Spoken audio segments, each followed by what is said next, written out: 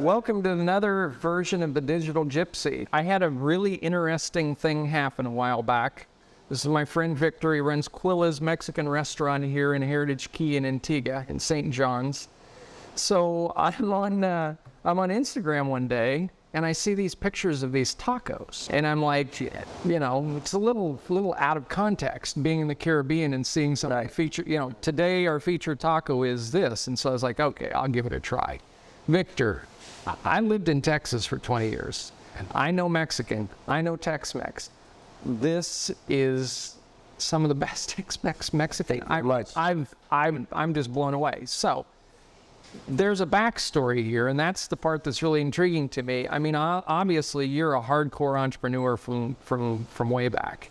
So tell me a little bit about how did you end up in Antigua? What is your background? What is your backstory? Well, the closest one is how we got here through a project that was being built in Barbuda, which still is. It's called Barbuda Ocean Club. Yeah. So we came, I was with the company called Discovery Land, catered to CEOs and higher, private members only, golfing community. So we came in to do that, and wonderful project, especially after the hurricane had demolished everything. So it gave new breath to the island. And then the pandemic hit. Yeah. So when the pandemic hit, unfortunately, I was laid off. Right. I was one of the people that got laid off. But, you know, it's something special about Antigua. We were offered a package to get off the island and pick a spot and sponsor wherever we want to go. We, meaning my wife, Natalia, and my two little girls. And we decided to just stay here.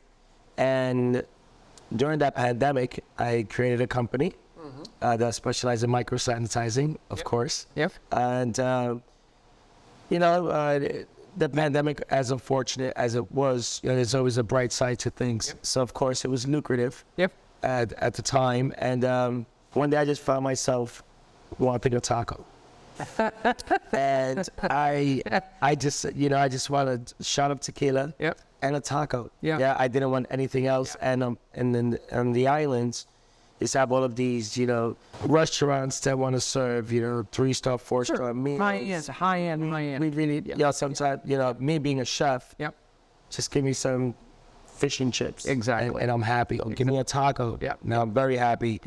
And then about like a couple of months later, my good friend Brent, also a business partner of mine, said, hey, I have this spot.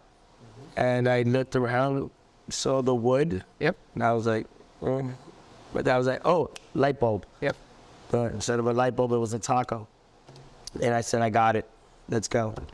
And we did that, you know, we brought it here, and it's been amazing. You know, we have a great following, and most importantly, what I'm most proud of is, you know, being able to share my culture. So tell me about your culture. Tell me about your background. You're from New York. I'm from Brooklyn, New York. I'm from Brooklyn, New York, and both parents are from the island of Puerto Rico. Okay. And, they migrated there, as a lot of them do. I started a great life over there, and I grew up in Brooklyn. You know, I grew up very non-Puerto Rican. Right. Sense like I was Puerto Rican at home. At the moment I stepped outside, I'm Italian, I'm German, I'm Irish. It's the boiling. Yeah, exactly. So, you know, I'm so happy because growing up in New York, that was my school of hard knocks. You bet. That was my culinary school, and I had no idea. You started out from the ground up and worked your way up. I worked in a Chinese restaurant once. Like, who does that, you know? They didn't even know how to speak English. Just one guy, the grandson. And so the backstory starts in Brooklyn. And I grew up in the deli and butcher. You knew meat. We're absolutely. Through my father and my mentor, Antonio Fiorito. He passed away. He was from Naples, Italy. And 16 years old. I'm in the street being a bad boy. And it is the best part of my backstory. It was meeting him. Changed the course of your life. It was amazing. I had a girlfriend at the time, and she stopped her car. We were together, and we had a red light. She said, you got to shape up. I said, yeah, you know, I'll start on Monday. She goes, no, there's a help wanted sign in that deli. Says, they're Italian. I'm like, I got a lot of Puerto Rican working in there. She says, look, that light turns green. Either you're going in or I'm leaving without you. Wow. She changed my life. I went in there and I met the most beautiful human being in my life. And he saw something in me. He saw the hard work and how curious I am to learn things. And he took me under his wing. Yeah. And from there, that's where I really started to learn all the tricks, The ins and the outs. ins and the outs. And so here now, deli, and then they had prepared foods, because that's when the kind of like the deli industry was transforming into the prepared foods. Yes. So now I'm starting to learn how to cook from a gentleman named Ray that worked with him. Mm-hmm. He did the meats, learning all these muscles. And then fast forward about 13, 14 years later, I meet my second mentor, who's no longer with us as well, Chef Stefano Riccoletti. Okay. And we met at Agatha and Valentina. It was a high-end store in the city, more like a gourmet supermarket, but like a mega supermarket. No, I totally understand. Yeah. The super high-end cheeses, meats. Super high-end, yeah. Yeah. And I was a director of provisions there, and he was a chef. And we met. He was a new chef, and we met, and we got along great. And I used to do like my own sauces, steak sauces and stuff. I had no idea what I was doing. I was just tasting things and making what you like. It's crazy. Like food was always good. It was always good, My hands always recognized something. Yep. And then he said one day, hey, I'm going to go get this job in Miami. I know I'm going to get it. I'm going to make you my sous chef. I said, get out of town. No way. Because the course that I was taking, there was no way it was going to happen. Right. So I said, this guy's pulling my leg. But he wasn't. And he got the job, and he kept his word, and he gave me 17 cookbooks in bags, and he says, go to school, I'll see you in 2 weeks. And for 2 weeks, You buried yourself. I pounded books and books and books. Every bus ride that I took, train ride that I took was You had a book in front of study, you. big time. And the rest is history. And then I've traveled, and I've been hired by great companies. I've worked for restaurants such as Nobu, which was Unbelievable. and it's unreal. Yeah. And thankfully to those 3 people making those moves and me delivering, Yep. here we are now. Yep. And I've traveled quite a bit. I've had my children, my wife. She's been supportive. She's a super chef wife. Yep. And we've lived the chef life. Yeah. And now we're in Antigua. Antigua's kind of like where we stopped after about 12 years on the road. Yeah. Isn't it funny how this island does that to people? It's crazy. I hear this story from so many expats. Yep. I'm like, so what was it about Antigua? And they can't answer it. It's undefinable. Yeah. It's like, well, Well, I have my way of understanding it. What made me love Antigua is Antigua has an underlining of what Brooklyn used to have. Yeah. Like now Brooklyn is hipster and get your homemade organic mayo and place like that. But back in the day, like in the community that I grew up in, when there was no social media, no cameras, Right. But you were being watched. Yeah. Everywhere you went. Mr. Smith is looking out his window, calling your father, saying, "Hey." Yeah. You're pulling his That's what had it. Yeah. So when I came to Antigua, I was blown away once. So about like 3, 4-year-olds, couldn't be more than 4 years old, walking to school. Yeah. Their backpacks were bigger than that. Yeah. So as a concerned dad, I'm like stopping traffic. I'm looking around because the world that we come from, That'd be that scary. doesn't happen. That'd be scary. Yeah, like this kid's lost. He walked out of his house, but they're walking to school.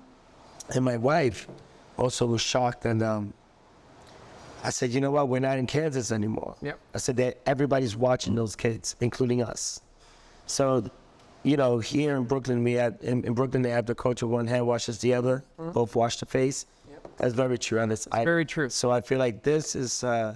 It's very much a community-oriented place, and the interesting thing that I learned is by being here, it's not really a raw edge fraternity mindset. I'm not implying that, but there's sort of this mindset amongst the expats that already live here is They sort of cross their arms and they sit back and they want to see if you're going to stay. Right. Because they're, you know, and you know this as well as I do. After you've been here for about 12 or 18 months, you kind of have this moment where you're like, why am I here? Yeah. And and I don't know about you, but I kind of went almost full circle back to why it was that I loved coming here in the first place as a tourist. It was beautiful. Right. But I loved the yin and the yang. Yeah. I mean, like you were talking about, yes, we can go get a 4-star meal. Right. You and I both know, Of course. we could, you know, easily this afternoon. But you can also have jerk pork. You've got tacos. You can have Rasta food. You know, you can have, you name it. And so, yeah, and why we have that here is we have a really great food distribution network on this island. Right. Big time. Because of the resorts. Big time. And when I think it's funny about, you know, it's so funny that you mentioned about the expat club. Yeah. Oh, yeah. Because it does exist. They want to see if you're going to They want to see how you make it and with who you made it with. That's right. You're judged by the company. Absolutely. You are absolutely Big time. judged by the company. And the great thing, thank you. Wow. Thanks So much. We got our homemade chips and roasted tomato salsa. Oh, wow. And these are hot. Yeah. Right out of the... They're not allowed to be served cold. Oh, wow. Only the sauce is cold. Oh. So it's funny that, you know, Pay no attention to me. I'm they see how they see if you're gonna stay. Yep. And then, you know, Thank you. and then once you do stay, you know, they're very supportive. That's one thing that I must admit that, well, I've had all the, you know, great restaurateurs on the island. There are a lot of great people. Our Prime Minister Gaston Brown Absolutely. has He comes in here. So yeah, they've all supported us, thankfully. And you know, I just think that, you know, the one mistake that a lot of expats do when they come here is they compare it to home. They go, oh, I want to go to the mall, or I want to go. Yeah. We have 365 beaches. Get over it. I'm not worried about what's trending with fashion this week. No. You know, I don't care what Kim Kardashian wore yesterday. You know, so you know, even going to the beach. You know, what do? We just we grab a six-pack and a towel and water, and we're there. Bottle of prosecco, a little sliced meat, a little sliced cheese, and you're chilling. Beach. Exactly. So we could literally go to one beach per day. Exactly.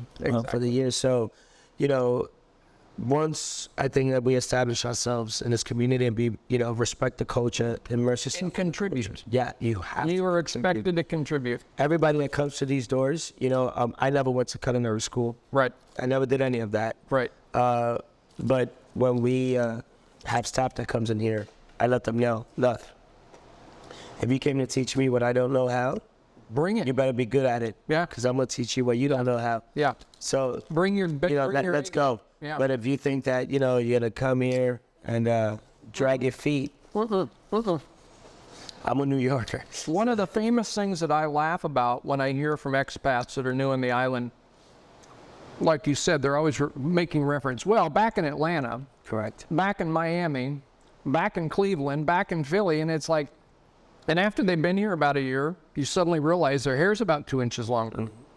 And they're not so worried about the clothes that they're wearing anymore. Yeah. And you just kind of just chill out. Yeah. And you learn to enjoy it. You know, there is something to be said for that, you know, island time. Yeah, exactly. You know, cable's down. Okay. So what? You know, so what? You know, and it's just so funny how thick your skin gets. Yeah. You know, and this is coming from a New Yorker. Yeah.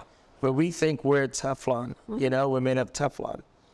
But we really weren't. No. You know, I've learned this. You know, the one thing that I believe that New York teaches you is how to make important relationships. Yes. You know, it's more of a communications course of life. Well, I've said that in the 21st century, the only way you're going to survive, you're going to need two things: proficiency and personality. You need to be damn good at what you do, and you need to be able to articulate what it is that you do. Absolutely. If you can't pull that off, You're nothing. we're in a social media world. If people look at your face and you can't tell them what it is you do, forget about it. Correct. I mean, before, you know, our first impressions were meeting one-on-one. That first impression. Now people know you before they've ever. Absolutely. Now, absolutely. First thing that people do is when you introduce yourself and you leave, they Google you. They look you up in the Instagram. Absolutely. That is mind blowing. Yes. Mind blowing. Yes. And that's why I'm very particular of what I put on social media. Yep. I don't want to be, It's an extension of who you are. It's crazy. Absolutely. But here what I love is that doesn't exist. No. Now there is something that there's a Twitter world here. The Twitter is very interesting. Oh yeah. It's very active. Wow. It's very active. But Oh my God. Oh. that's the street corner. Oh my God. I gotta show this to the viewers. This is street corn. Yep, that's the street corner. Yes. Oh my Lord, have mercy. That is amazing. It just gets better and better. Yeah. So there is a Twitterverse here, and that's the attack dog. Yeah.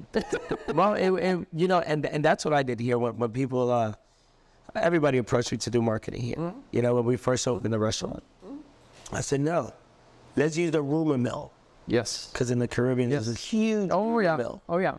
Yeah. If you don't believe that, just date here. Exactly. Yeah. No, really. Really. The rumor by Monday is way better than whatever you did on Friday night. They're gonna think it anyway. Yeah. So I did the I used a rumor mill. I said, you know what? Same way it works for the bad, it could work for the good. Yep. I said, just one table at a time. So that's the way I've approached this project. Absolutely. Is one table at a time, and I mean, people like you, and educate the community. I love when they peek in. Oh yeah. They're trying to hear get the it out. Spanish music. Yeah. And they go, come in. We don't cook pretty girls. Come on. Yeah. Come in. Yeah. Oh, do you have a menu? Nope. We don't have a menu. Here it is on the wall. Order anything off that. It's on me. Yep. Order one thing. Yep. You can't taste my menu. Yep. And it's mind blowing to them that they're getting treated like that. The locals really get the short end of the stick a lot of times here because of course the expat mentality is you're familiar to me. Yep. So I'm gonna be good with you. Yeah. You're not familiar, so I'm gonna keep light distance. Absolutely. No, Yep. Here we say hola, gracias, adios. Yep.